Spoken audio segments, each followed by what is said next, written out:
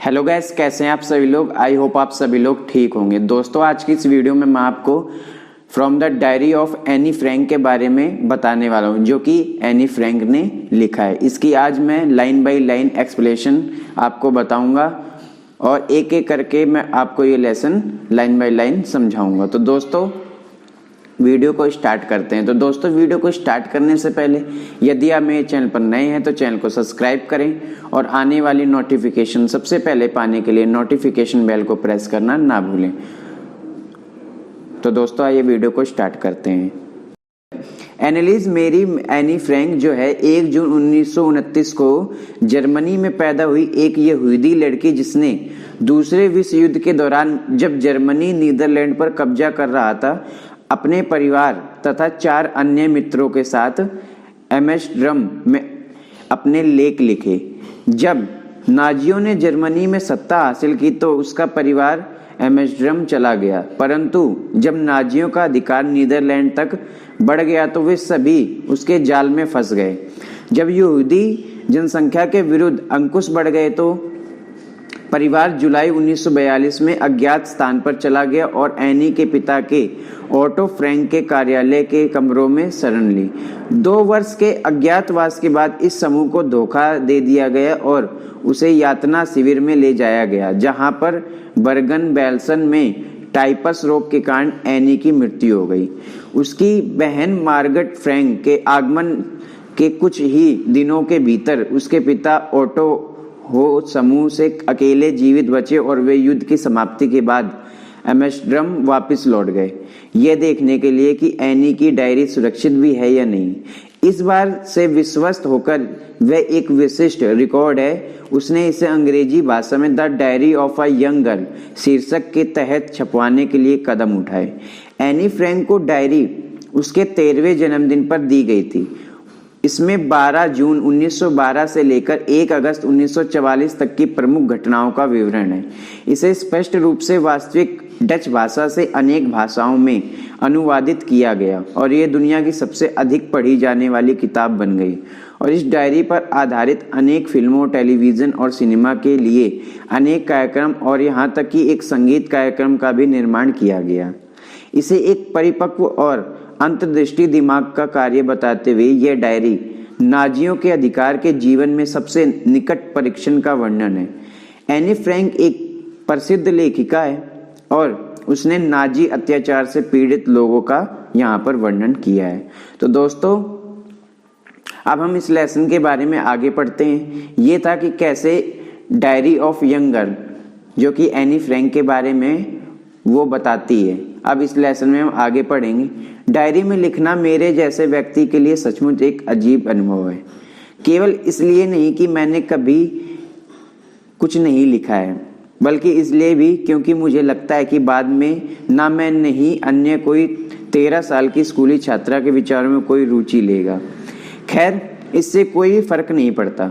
मुझे लिखने का शौक है और इससे बढ़कर मुझे अपने दिल से बहुत सी चीज़ों के बोझ को हटाने की आवश्यकता है। तो दोस्तों, यहाँ पे जो है डायरी लिखते वक्त वो कह रही है कि डायरी लिखना मेरे लिए एक अजीब सा अनुभव है। इसलिए नहीं क्योंकि मैंने कभी पहले डायरी नहीं लिखी, बल्कि मुझे ऐसा लगता है कि अन्य कोई 13 साल की स्कूली छात्रा की विचारों में कोई रुचि लेगा या फिर किसी को कोई फर्क पड़ेगा।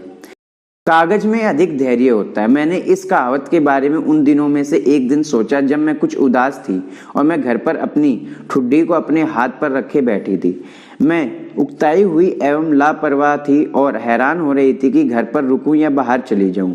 अंत में मैं वहां रही जहां थी और सोचती रही, हाँ, कागज में अधिक धैर्य होता है। और क्योंकि मैं इस सख्त जिल्द वाली कॉपी, जिसे चाव से डायरी कहा जाता है, उसे किसी को नहीं पढ़ने दूंगी।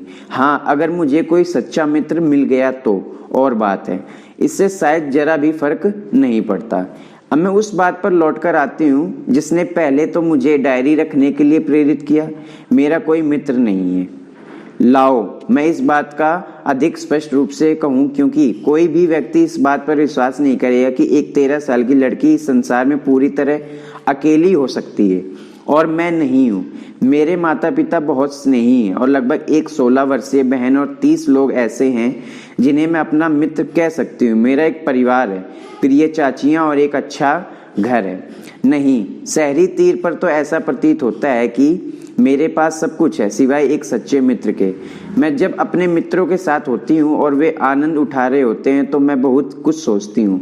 मैं रोज के जीवन की साधारण वस्तुओं के अतिरिक्त किसी अन्य के विषय के बारे में बात नहीं कर पाती।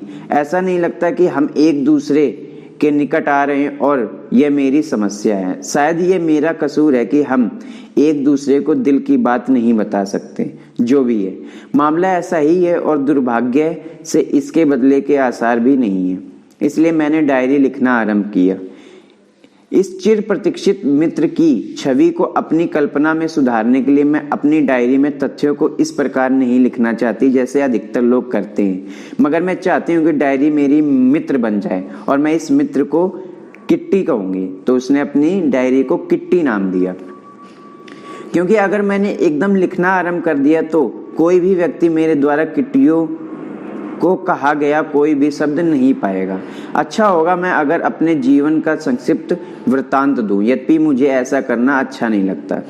मेरे पिताजी, जो मेरे देखे गए पिताओं में सबसे प्रिय थे, उन्होंने तब तक शादी नहीं की जब तक वे 36 साल के नहीं हुए, और मेरी माताजी 25 साल की नहीं हुई। मेरी बहन मार्गरेट का जन्म 1926 में जर्मनी में फ्रैंकफर्ट में हुआ। मेरा जन्म 12 जून 1929 को हुआ। मैं तब तक फ्रैंकफर्ट में रही जब तक मैं 4 वर्ष की नहीं हो गई। मेरे पिताजी 1933 को हॉलैंड चले गए। मेरी माता एडिथ हॉलैंडर फ्रैंक उनके साथ हॉलैंड सितंबर में गई और मुझे एवं मार्गरेट को हमारी दादी के साथ रहने के आवेदन पत्र भेज दिया। मार्गरेट हॉलैंड दिसंबर में गई और मैं फरवरी में, जब मुझे जल्दी से पेज पर मार्गरेट के जन्मदिन के उपहार में रखा गया। मैंने फौरन मॉन्टेसरी नर्सरी स्कूल में पढ़ाई आरंभ की। मैं 6 साल का होने तक वहां रही, जब तक मैंने पहली कक्षा में प्रवेश लिया। छठी कक्षा में मेरी अध्यापिका थी मिसेज क्यू परस, जो मुख्य अध्यापिका थी। साल समाप्त होने पर हम दोनों आंसुओं से भरी थी, जबकि हमने एक दूसरे से हृदय विदारक विदाई ली। 1941 की गर्मियों में दादी बीमार पड़ गई और उसका ऑपरेशन करना पड़ा, इसलिए मेरा जन्मदिन बिना बनाए ही बीत गया। दादी की मृत्यु 1942 में हो गई।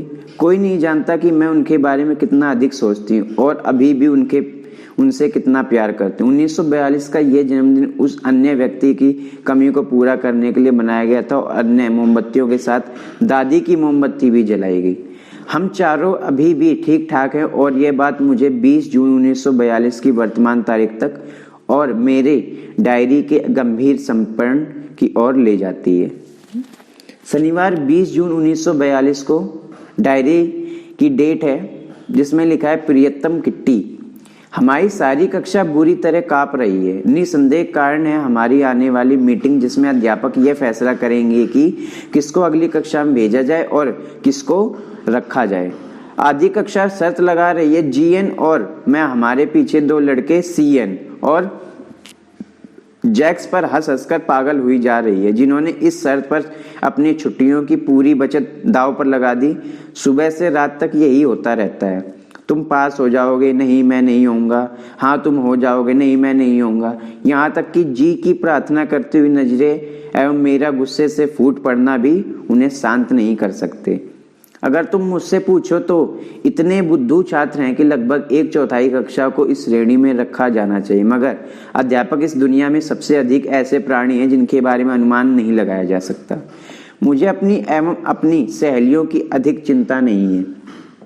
हम पास हो जाएंगे। एकमात्र विषय जिसके बारे में मैं निश्चित नहीं हूँ वह है गणित। खैर, हम जो कुछ कर सकते हैं वह है इंतजार करना।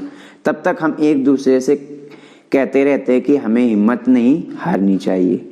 मेरे शिक्षकों के साथ काफ़ी अच्छी बनती है। हमारे यहाँ 9 अध्यापक हैं, 7 पुरुष और 2 महिलाएं। श्री कीलिंग, बूढ़े व्यक्ति जो हमें गणित पढ़ाते, मेरे साथ काफ़ी लंबे समय तक नाराज रहे क्योंकि मैं बहुत बोलती थी। काफ़ी चेतावनियों के बाद उन्होंने मुझे अतिरिक्त गृह कार्य दे दिया, बातूनी विषय पर एक निबंध लिखने के लिए। बातूनी, आप इसके बारे में क्या लिख सकते हो?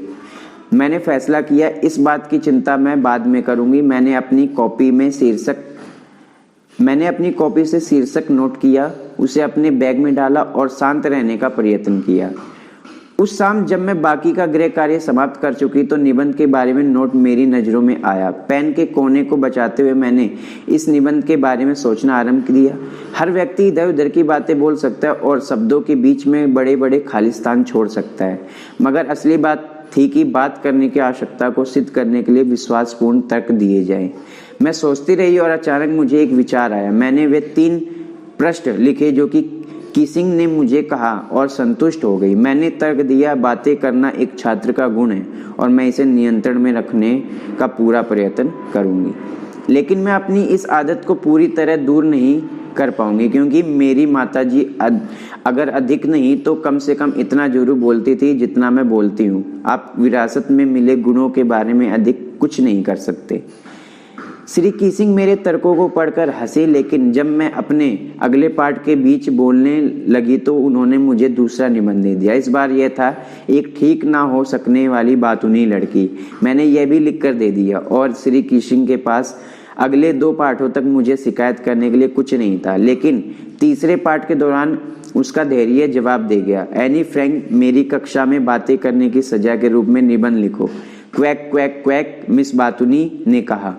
कक्षा जोर से हंसी, मुझे भी हंसना पड़ा। यद्यपि बातूनी लोगों के विषय पर मेरा ज्ञान समाप्त हो गया था। अब समय था कि कुछ और लिखूं, कुछ मौलिक। मेरी सहेली सैन, जिसकी कविता अच्छी थी, उसने पेशकश की कि वह सारे निबंध को शुरू से लेकर अंत तक कविता में लिखने में मेरी सहायता करेगी। मैं खुशी से कूदने लगी। इस हास्यास्पद विषय के द्वारा श्री कीसिंग मुझ पर मजाक करने का प्रयत्न कर रहे थे, मगर मैं निश्चित रूप से उन पर मजाक करूंगी। मैंने अपनी कविता पूरी की और यह शानदार थी।